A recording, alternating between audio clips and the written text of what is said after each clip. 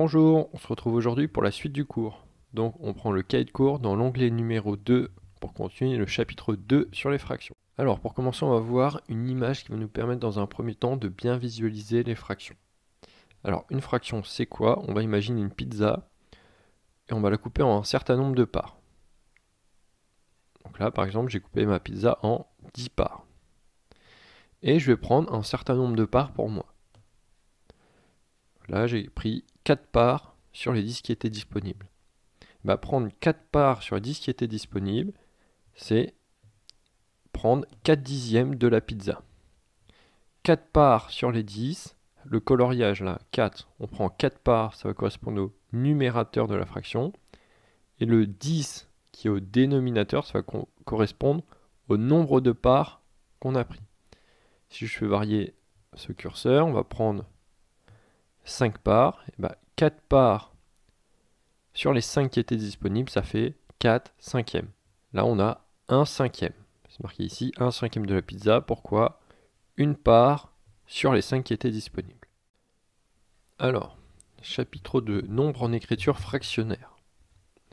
Paragraphe 2, quotient. Alors, on va avoir une définition. La formulation est un peu bizarre, mais c'est pas si compliqué que ça.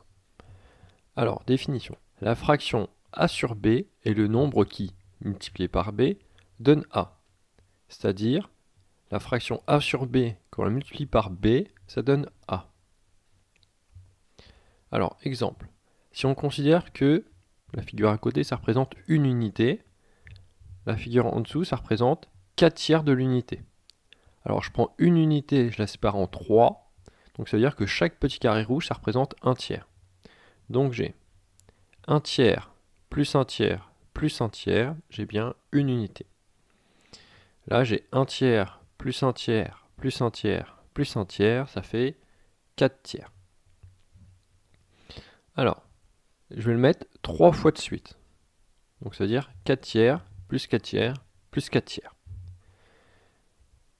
Donc, j'ai 3 fois 4 tiers. J'ai 3 fois les 4 tiers les uns à la suite des autres. Je vais mettre d'un côté tous ceux qui sont complets et de l'autre tous ceux qui ne sont pas complets. Donc, quand il y a 3 carrés rouges, ça fait 1. Donc, on a 1 plus 1 plus 1. Et à côté, on a 1 tiers plus 1 tiers plus 1 tiers. Sauf que 1 tiers plus 1 tiers plus 1 tiers, les 3 petits carrés rouges, ça fait une unité. Donc, c'est-à-dire 1.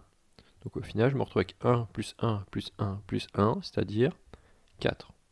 Donc, on a bien 3 fois 4 tiers est égal à 4. Donc, cette formulation, ça va nous donner accès aux multiplications à trous. Alors, exemple, 3 amis se partagent équitablement, c'est très important, une pizza. Ils aimeraient bien savoir quelle proportion de la pizza chacun va avoir. Alors, la proportion, on ne la connaît pas, donc j'ai mis 3 petits points. Fois 3, parce qu'il y a 3 amis, et ça fait une pizza. Quelque chose fois 3, ça fait 1. Et bien ça, on peut le trouver grâce aux fractions. Alors, chacun va obtenir 1 tiers. Alors, comment on trouve 1 tiers? Le résultat 1, c'est le nombre qui va être au numérateur. La multiplication fois 3, donc le 3, c'est le nombre qui va être au dénominateur. Et donc j'obtiens 1 tiers fois 3, ça fait 1. 1 tiers plus 1 tiers plus 1 tiers, ça fait bien 1. Voilà, c'est tout pour aujourd'hui. On se retrouve une prochaine fois pour une prochaine partie.